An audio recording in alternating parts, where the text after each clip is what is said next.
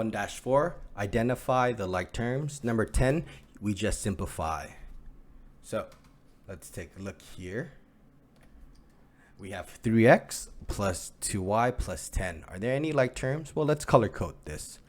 This is the x term. Are there any other x terms? No. So it just goes down here. Then we have the y terms. Any other y terms? Nope. So we'll just bring that down to y. And any constant term, which is just a plus 10, nothing happens there. So we just plus 10.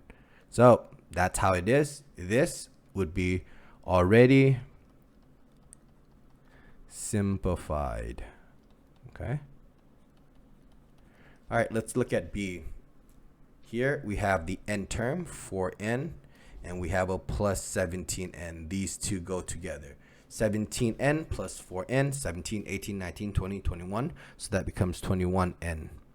Nothing happens to this constant term of negative 21. So we can just minus 21 here. Let's take a look at C here.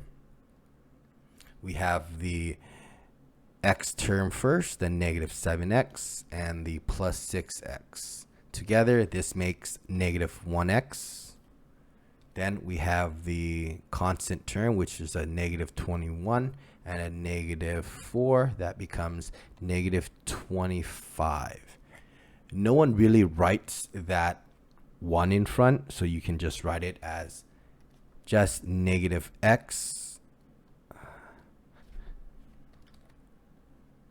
minus 25 as the answer for C. Let's look at D here.